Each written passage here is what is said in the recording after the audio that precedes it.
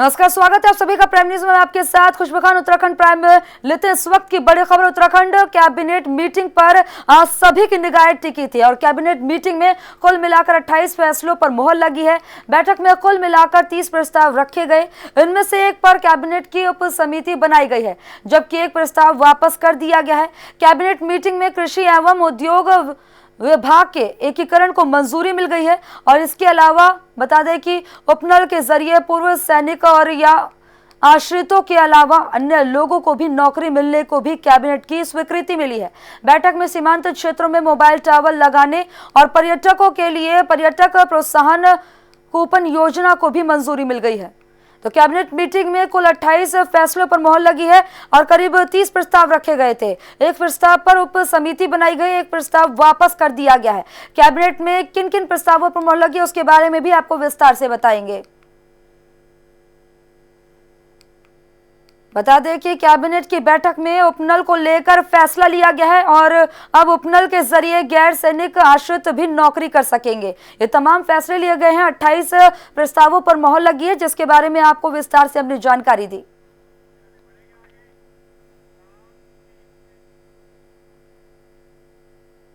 उत्तराखंड में 23 से 25 सितंबर तक शुरू होने वाले विधानसभा सत्र को लेकर सरकार पूरी तरह से सतर्क है और इसी को लेकर विधानसभा अध्यक्ष प्रेमचंद अग्रवाल ने विधानसभा में तैयारियों का जायजा लिया। सत्र के दौरान कोरोना नियमों का पूरी तरह से पालन किया जाएगा। विधानसभा अध्यक्ष प्रेमचंद अग्रवाल ने बताया है कि कोरोना महामारी को देखते हुए सभी विषयों पर मंथन किया जा रहा है। सोशल डिस्टेंसिंग, सैनिटाइजेशन और रैपिड टेस्ट कराए जाने का पालन कराया जाएगा। और इसी दौरान विधानसभा अध्यक्ष ने बताया है कि सत्र को वर्चुअल कराने पर मंथन चल रहा है।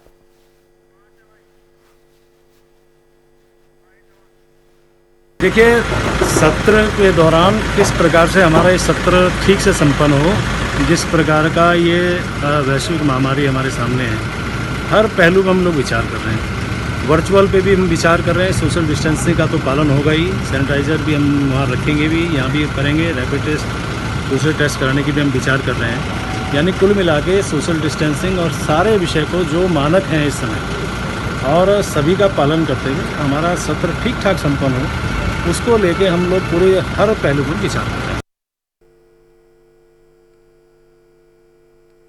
तो जिलाधिकारी सविन बंसल ने प्रभागीय वनाधिकारियों और कार्यदायी संस्थाओं के अधिकारियों के साथ नैनीताल में वन भूमि लंबित प्रकरणों की समीक्षा बैठक की।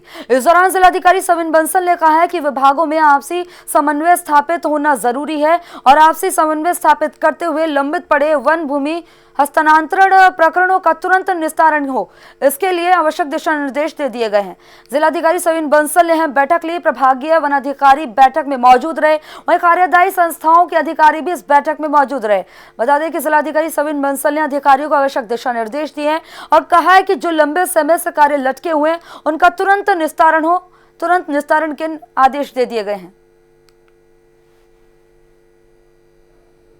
माननीय मुख्यमंत्री जी की निर्देश अनुसार हमारे जितने भी developmental projects forest land transfer के रिगार्डिंग लंबित हैं या कोई विभागों में आपस में कोई कोऑर्डिनेशन इश्यूज हैं या कोई ऑब्जेक्शंस में हैं जहां पे किसी और डिपार्टमेंट की उन्हें मदद की आवश्यकता है, कहीं पर एनपीवी या हमारे सीएफ का मनी डिपॉजिट होना है, तो इन विषयों को निस्तारण हेतु आज सभी डीएफओ साहिबान और हमारे सभी कार्यदायी संस्था के कार्यालय अध्यक्ष के बीच में एक समन्वय मीटिंग होल्ड की गई थी और इसमें अधिकांश मैटर्स बातचीत होकर हमारे अगले 2 या 3 दिन में निस्तारित हो जाएंगे। और जो मैटर्स हमारे उच्च स्तर पर पेंडिंग है, नोडल के यहाँ पर या भारत सरकार लेवल पे, उनके फॉलोअप के लिए भी डीएफओ साहिबान और हमारे कार्यालय अध्यक्षों को निर्देशित कर दिया गया है प्रोजेक्ट वार। खबर लालकुआं से आ रही है। कांग्रेस एससी विभाग के नैनीताल जिला अध्यक्ष इंद्रपाल आर्य को अहम जिम्मेदारी सौंपी गई है, अहम जिम्मेदारी से नवाजा गया है। कांग्रेस के शीर्ष नेतृत्व में इंद्रपाल आर्य को all India Congress working committee का कुमाऊं मंडल का अध्यक्ष मनोनीत किया गया है। इस मौके पर गोलापार स्थित उनके आवास पर पहुंचे उनके दर्जनों समर्थकों ने फूल की माला पहनाकर उनका जबरदस्त स्वागत किया। इस मौके पर पत्रकारों से बात करते हुए इंद्रपाल आर्य ने कहा है कि जो अहम जिम्मेदारी उन्हें शीर्ष नेतृत्व ने दी है उसका वो तहे दिल से आभार व्यक्त करते हैं और अहम जिम्मेदारी का पूरी ईमानदारी के साथ निर्वहन करते हुए 2022 के विधानसभा चुनावों में कांग्रेस कार्यकर्ताओं को एकजुट करने के लिए शहर से लेकर ग्रामीण स्तर तक अभियान चलाएंगे। वो मुझे AICC वर्किंग कमेटी का कुमाऊं मंडल अध्यक्ष बनाया गया है। मैं केंद्रीय नेतृत्व का आभार व्यक्त करता हूं और माननीय प्रतिपक्ष मैनेजमेंट हृदय जी का आभार व्यक्त करता हूं और हमारे पूर्व मुख्यमंत्री माननीय हरिराज जी का आभार व्यक्त करता हूं और मैं सभी अपने साथियों का सभी का आभार व्यक्त करता हूं जिन्होंने मुझे सहयोग दिया। भारत को हिंदू राष्ट्र बनाने और तत्काल जनसंख्या नियंत्रण कानून लागू करने की मांग को लेकर 2 अक्टूबर से 3 दिवसीय धर्म संसद का आयोजन किया जा रहा है। गाजियाबाद के डासना स्थित शिव शक्ति आश्रम में होने वाली इस धर्म संसद में देश के नामी साधु संत शिरकत करेंगे। धर्म संसद को लेकर हरिद्वार में भी तैयारियां जोरों पर चल रही हैं। हरिद्वार प्रेस क्लब में आयोजित प्रेस वार्ता में वरिष्ठ संत यति नरसिंहानंद सरस्वती ने कहा है कि अब समय आ गया है कि देश को हिंदू राष्ट्र घोषित किया जाए और इसके लिए हिंदू समाज को सड़क पर आकर आंदोलन करना होगा।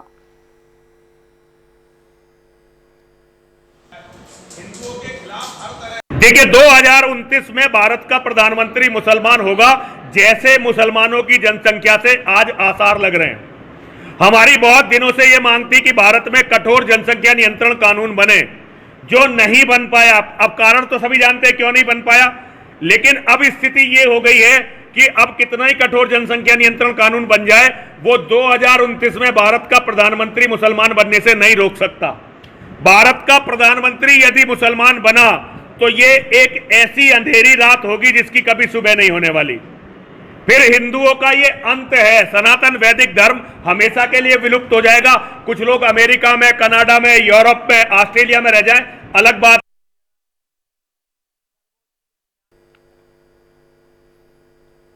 जो बोले सोनिहाल के जयकारों के साथ श्री हेमकुंड साहिब के कपाट विधि विधान के साथ श्रद्धालुओं के लिए खोल दिए गए हैं। कोरोना की वजह से इस साल 3 महीने बाद हेमकुंड साहिब के कपाट खुले हैं। इस बार सिर्फ 1 महीने 6 दिन के लिए ही हेमकुंड साहिब के दर्शन किए जा सकेंगे। कपाट खुलने के दौरान 127 श्रद्धालु मौजूद रहे। सभी ने पवित्र हेमकुंड सरोवर में स्नान कर पहली अरदास में भाग लिया। इस दौरान हेमकुंड साहिब में जो बोले सोनिहाल के यहाँ पर नारे लगे, श्री अकाल के जयकारे से गूंजता रहा। जोशीमठ में खुल गए हेमकुंड साहिब के कपाट। सुबह 10 बजे सादगी के साथ कपाट खुले। पहले दिन पहुंचा 200 श्रद्धालुओं का जत्था। वहीं श्रद्धालुओं ने अमृत सरोवर में आस्था की डुबकी लगाई। सिखों का पवित्र तीर्थ स्थल हेमकुंड साहिब और हेमकुंड साहिब में हो रहा है कोरोना नियमों का पूरी तरह से पालन।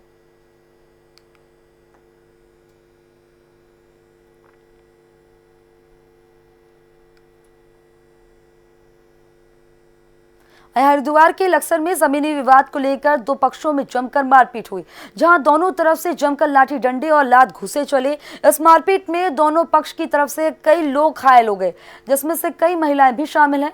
मारपीट का वीडियो कैमरे में कैद हो गया। तस्वीरें आपकी टीवी स्क्रीन पर दिखा रहे हैं। आप देख सकते हैं कि जमीन के विवाद को लेकर यह खूनी संघर्ष हुआ। 2 पक्षों में जमकर लाठी डंडे चल गए। मारपीट में महिलाओं समेत कई लोग घायल हुए हैं। ये तस्वीरें आप देख सकते हैं कि किस कदर जो है जमीन के विवाद को लेकर उत्पात मच गया। छोटी सी बात थी कि बवाल बढ़ गया, जिसमें कई लोग घायल बताए जा रहे हैं। कितने सारे जने उत्तराखंड बीजेपी से कुछ विधायकों की राष्ट्रीय अध्यक्ष जेपी नड्डा से मुलाकात को लेकर तमाम तरह की चर्चाएं चल रही है। वहीं सत्ता पक्ष के विधायकों के दिल्ली दौर से कांग्रेस को भी सियासी रोटी सेकने का मौका मिल गया है। नेता प्रतिपक्ष इंदिरा हृदय ने बयान जारी कर कहा है कि सरकार में सब कुछ ठीक नहीं चल रहा है। बता दें कि निरंकुश नौकरशाही की सरकार का कोई डर नहीं है। वहीं कैबिनेट मंत्री सुबोध उनियाल और मदन कौशिक ने तमाम तरह की अटकलों पर विराम लगा दिया है। सुबोध उनियाल ने कहा है कि 57 विधायकों की सरकार को कौन अस्थिर कर सकता है। वहीं सरकार में कैबिनेट मंत्री और शासकीय प्रवक्ता का दायित्व संभाल रहे मदन कौशिक ने बयान दिया है कि विधायकों को अपनी बात करने का पूरा अधिकार है। विधायकों में कोई नाराजगी जैसी स्थिति नहीं है। कि विधायकों को अपनी बात कहने का अधिकार है। वो कहते भी हैं, प्रॉपर स्थान पर ही कहना चाहिए। लेकिन मैं समझता हूँ कि मुझे नहीं लगता कि कोई नाराज़गी जैसी स्थिति है। अपनी बात कहने के लिए मैं जहाँ से विधायक चुना हूँ, मेरे क्षेत्र के काम के लिए मैं निश्चित रूप से कहूँगा और थोड़ा दृढ़ता से भी कहता हूँ, मान लिया। तो इसलिए कोई नाराज़गी जैसी स्थिति नहीं है। जितने काम इस 3.5 साल में हुए हैं, मैं समझता हूँ कि आज तक उत्तराखंड के इतिहास में 40 साल में भी अगर जोड़ा जाए उत्तर प्रदेश के जमाने को भी और उत्तराखंड राज्य बनने के इन 20 साल में भी नहीं हुए। 57 विधायकों वाली सरकार को अस्थिरता की बात कहना ही बेमानी होगा। कहीं कोई अस्थिरता नहीं है, सरकार अपना काम कर रही है। और ये जो खबरें मीडिया से हम लोग सुन रहे हैं, इन खबरों में मुझे नहीं लगता कोई सच्चाई है।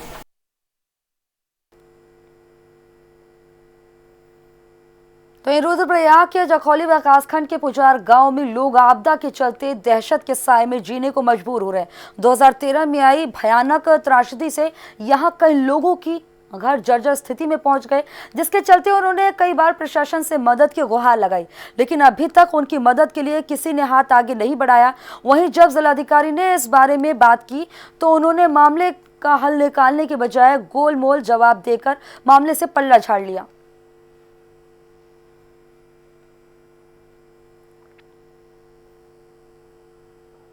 हर यहाँ पे बच्चों के लिए कि जगह जगह जहाँ पे बचाव के लिए उतना हम कोशिश करते हैं, जगह जगह भागते हैं। डीएम साहब को मैंने 3 बार में रुद्रप्रयाग चले गए, फिर डीएम साहब यहाँ आए, पूरा प्रशासन आ गया।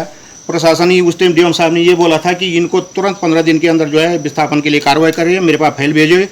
तहसील में मैं 2 बार 3-4 बार तहसील चले गया हूँ, वो यही बोल रहे हैं कि हम कार्रवाई कर रहे हैं। अभी हम लोगों के द्वारा सभी उप जिलाधिकारियों को ये निर्देश दिए गए हैं कि ऐसे फैमिलीज जिनको नियमानुसार मुआवजा भी दे दिया गया है पूर्ण रूप से क्षतिग्रस्त भवनों का, और उसके बावजूद अगर कोई जो है क्षतिग्रस्त भवनों में निवास कर रहा है तो उनको नोटिस दिया जाए, किसी भी प्रकार से असुरक्षित भवन में कोई निवास न करे। ग्राम प्रधानों को हम लोगों ने ये अपील की है कि गांव में जिस प्रकार से सार्वजनिक परिसंपत्तियों में, सार्वजनिक भवनों में क्वारंटीन के समय पे प्रवासियों की व्यवस्था की गई, वर्तमान में विलेज क्वारंटीन की संख्या हमारे जनपद में बहुत कम है। ज़्यादातर ऐसी सार्वजनिक परिसंपत्तियाँ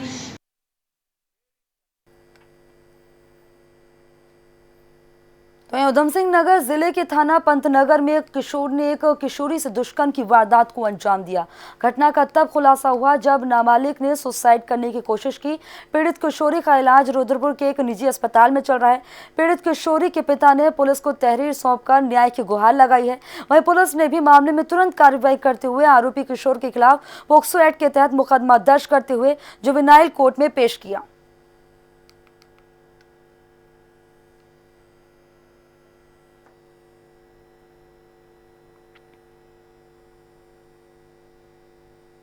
इसमें 27 अगस्त को एक पोक्सो एक्ट में मुकदमा दर्ज किया गया है। इसमें नाबालिग बच्ची है और नाबालिग ही विधि विवादित किशोर है।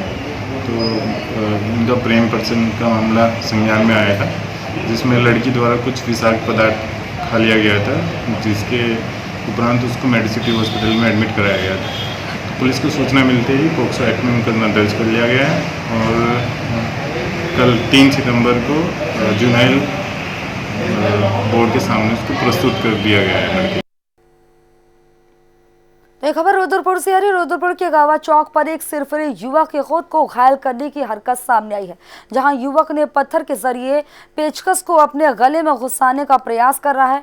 वहीं चौराहे पर मौजूद होमगार्ड के रोकने के बावजूद तो वो नहीं माना और पेचकस से गले पर वार करता रहा।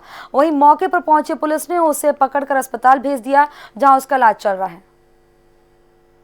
तो ये तस्वीरें आप देख सकते हैं, विचलित करने वाली तस्वीरें हैं। अपने आप को नुकसान पहुंचाने की कोशिश करता रहा, पेचकस को पत्थर के जरिए अपने गले में चुबाने की कोशिश कर रहा था।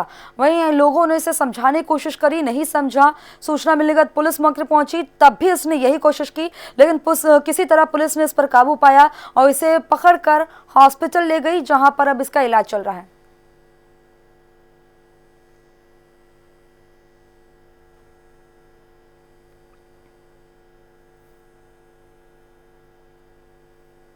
मशहूरी शिफनकोट में सरकारी भूमि पर किए गए अतिक्रमण को हटाने के लिए शुक्रवार को एक बार फिर नगर पालिका प्रशासन की टीम शिफनकोट पहुंची, तो नगर पालिका की टीम को शिफनकोट में रह रहे लोगों के विरोध का सामना करना पड़ा। वहीं अतिक्रमण को हटाने हुई एक युवती सदमे में बेहोश हो गई, जिसको स्थानीय लोगों ने मशहूरी के सिविल अस्पताल में भर्ती कराया। वहीं इस दौरान शिफनकोट में रह रहे लोगों ने बताया है कि उनको प्रशासन ने 10 सितंबर तक अपने मकानों को खाली करके जगह को छोड़ने के आदेश दिए हैं, जिसको लेकर उन्होंने शपथ पत्र भी दे दिया। बावजूद इसके नगर पालिका प्रशासन की टीम उनको अतिक्रमण हटाने जाने के लिए लगातार परेशान कर रही है, जिससे लोगों का मानसिक उत्पीड़न हो रहा है।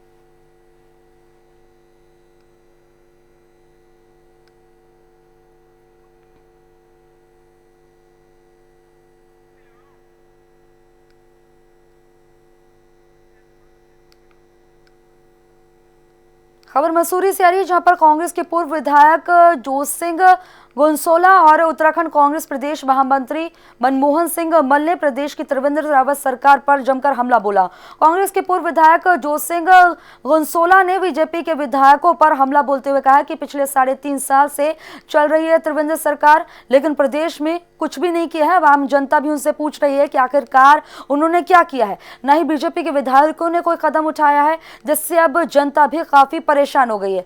वहीं कांग्रेस प्रदेश महामंत्री मनमोहन सिंह मल ने आरोप लगाते हुए कहा है कि बीजेपी की त्रिवेंद्र सरकार उत्तराखंड में पूरी तरीके से फेल हो चुकी है। साथ ही मनमोहन सिंह मल ने आरोप लगाते हुए ये भी कहा है कि बीजेपी की करनी और कथनी में जमीन आसमान का फर्क है।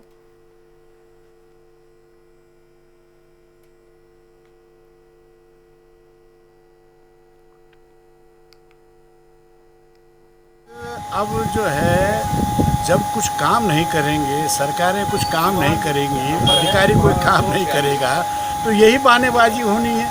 अब आज तो यहाँ तक हमने एक बयान पढ़ा है आदरणीय भट्ट जी का, तो कहते हैं हमारी कोई विधायकों की नाराजगी मुख्यमंत्री से नहीं है, लेकिन ब्यूरोक्रेट से है। तो ये कौन सा तरीका हुआ? ब्यूरोक्रेट्स क्या अलग से है और मुख्यमंत्री का शासन अलग से है और सरकार का शासन? क्योंकि अब हम ये पूछने वाले हैं, जो आम जन ये पूछने वाला है कि विधायक लोग 3 साल तक तुम लोग क्या करते रहे? विधायकों ने एक जो है ग्रुप बना लिया है कि किसी तरह से जो है माननीय मुख्यमंत्री जी को बाहर का रास्ता दिखाया जाए, और सरकार भी मन बना चुकी है और इनकी सरकार भी मन बना चुकी है, इनके देश के इनके अध्यक्ष भी मन बना चुके हैं कि उत्तराखंड के मुख्यमंत्री को बदलना है। अगर वहाँ के विकास को आगे लाना है, वहाँ के बेरोजगारों की बात करनी है।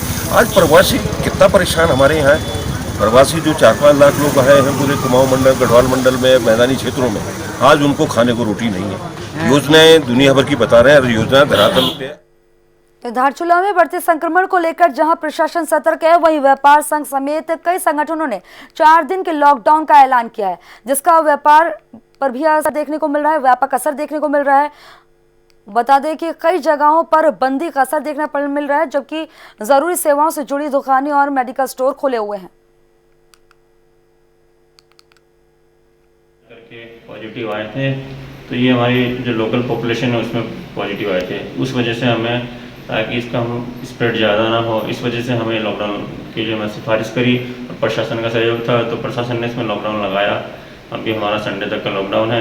इसके अलावा हमारी सैम्पलिंग बढ़ा दी हमने काफ़ी ज़्यादा, और डेली सैम्पलिंग हो रही है। अभी 2 दिन से तो हमारा यहाँ पे कोई पेशेंट नहीं है, लेकिन अभी सैम्पलिंग जितनी हमने बढ़ा दी है, जो पॉजिटिव आए हैं उनके प्राइमरी और सेकेंडरी कॉन्टैक्ट की सैम्पलिंग चल रही है। उसके अलावा पूरे एरिया में यहाँ से लेकर बराम तक हर दिन हमारी सैम्पलिंग बढ़ती जा रही है। कोरोना वायरस के बढ़ते संक्रमण को देखते हुए धारचूला व्यापार मंडल, जौलजीबी व्यापार मंडल, बलुआकोट व्यापार मंडल, बरम व्यापार मंडल, सीमांत क्षेत्र के संपूर्ण तो चमोली में भूस्खलन का सिलसिला नहीं रुक रहा है। मलबा आने से बद्रीनाथ नेशनल हाईवे बंद हो गया है।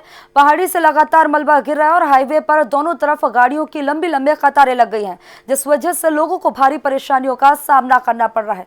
बता दें कि लगातार भूस्खलन होने से लोगों को काफी दिक्कतें हो रही है। वहीं खबर ऋषिकेश से आ रही है। ऋषिकेश के यमकेश्वर तहसील के करीब बड़ौली जैसे कई गांवों को जोड़ने वाला मार्ग खोखला होने के चलते गांवों तक रसोई गैस और राशन नहीं पहुंच पा रहा है, जिससे ग्रामीण ने क्षेत्रीय विधायक पर उपेक्षा का आरोप लगाते हुए रोष व्यक्त किया है। चमोली गोपेश्वर में एक हफ्ते पहले जिला कारागार से फरार हुए 2 कैदियों में से एक को पुलिस ने गिरफ्तार कर लिया है। वहीं दूसरा कैदी जो आजीवन कारावास की सजा काट रहा था वो अभी भी पुलिस की गिरफ्त से बाहर है।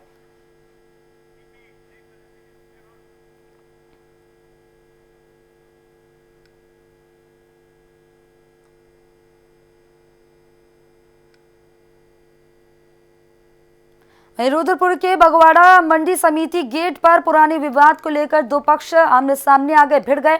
दोनों पक्षों में जमकर लाठी डंडे और हथियार चले। इस दौरान दोनों पक्षों के 7 लोग गंभीर रूप से घायल हो गए, जिन्हें इलाज के लिए हॉस्पिटल में एडमिट कराया गया है। तो लगातार इस तरह की वारदातें सामने आ रही है। 2 पक्ष आमने सामने आ रहे हैं, जमकर लाठी डंडे चल रहे हैं, जिस वजह से कई पक्ष बता दें कि इसमें से कई लोग घायल हो गए। वहीं बता दें कि फौजीदार वैवाहिक एनआई एक्ट समेत अन्य मामलों के बाद अब ई लॉक अदालत के जरिए निस्तारित किए जाएंगे। इसके लिए 5 सदस्यीय बेंच गठित की गई है। गुरुवार को जिला विधिक सेवा प्राधिकरण के सचिव अविनाश कुमार श्रीवास्तव ने इसकी जानकारी दी है।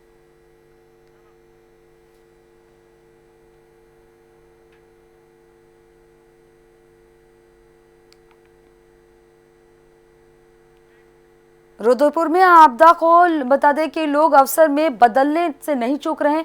एक तो मरीज खुद परेशान है, ऊपर से इलाज के नाम पर होटलों को बनाए गए कोविड केयर सेंटरों में कोरोना मरीजों के साथ बड़ा खेल चल रहा है। किच्चा रोड स्थित एक होटल में एक मरीज से रोजाना 1400 रुपए लिए जा रहे हैं, जबकि सरकार भी इन्हें 1400 रुपए ही दे रही है।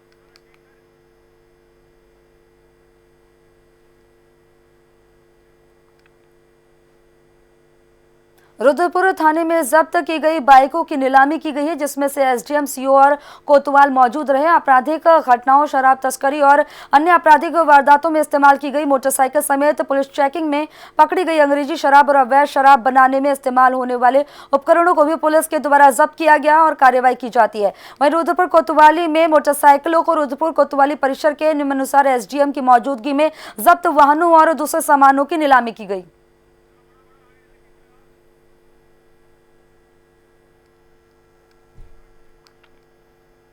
रुड़की में पिछले कई सालों से चल रही नकली चाय पत्ती की एक फैक्ट्री पर पुलिस ने छापेमारी करी, जिससे हड़कंप मच गया। पुलिस को पुरानी तहसील के पास एक मकान से बड़ी मात्रा में नकली चाय पत्ती बरामद हुई। पुलिस ने मकान से 3 चाय पैकिंग मशीन भी बरामद की है। बताया जा रहा है कि फैक्ट्री से लगभग 10 लाख से ज्यादा नकली चाय पत्ती बरामद हुई है।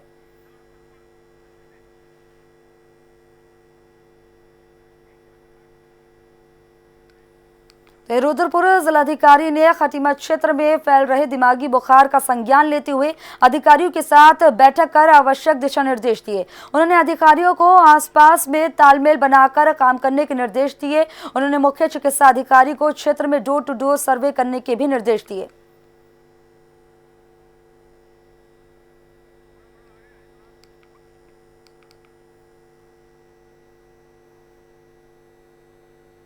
हरिद्वार स्वास्थ्य विभाग की मनमानी का एक बड़ा ही अजीबोगरीब मामला सामने आया है। एक तरफ तो स्वास्थ्य विभाग के महकमे से जुड़े शख्स को कोरोना योद्धाओं की नजर से देखा जा रहा है, तो वहीं स्वास्थ्य विभाग कोरोना नामक वैश्विक महामारी के इस संक्रमण काल में अपनी जबरन मनमानी करने पर तुला हुआ है। दरअसल इन दिनों हरिद्वार के स्वास्थ्य विभाग द्वारा पुलिस महकमे में हर कर्मचारी की कोरोना संक्रमण संबंधित जांच की जा रही है, जिसके दौरान पुलिसकर्मी कोरोना संक्रमण से ग्रसित भी पाए जा रहे हैं, जिन्हें गंभीर अवस्था के चलते या तो हरिद्वार के मेला अस्पताल या ऋषिकेश के एम्स अस्पताल में भर्ती कराया जा रहा है।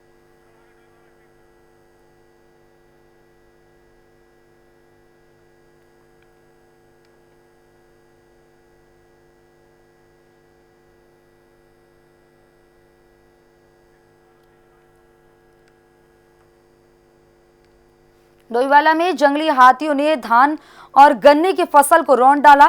जंगली इलाकों से सटे गांव में आए दिन हाथी किसानों की फसलों को रौंद रहे हैं, जिससे खेती पर निर्भर रहने वाले किसानों के परिवारों पर संकट के बादल मंडराते हुए नजर आ रहे हैं। गन्ने की फसल या धान की फसल, गेहूं की फसल, हाथी और सुअर भी आते रहते हैं। यहाँ तक कि जानवर जो हमारे पालतू जानवर हैं, गुलदार ने आके उनको भी अपना शिकार बनाया है, लेकिन वन विभाग की तरफ से कोई भी सख्त कार्रवाई नहीं की जा रही है।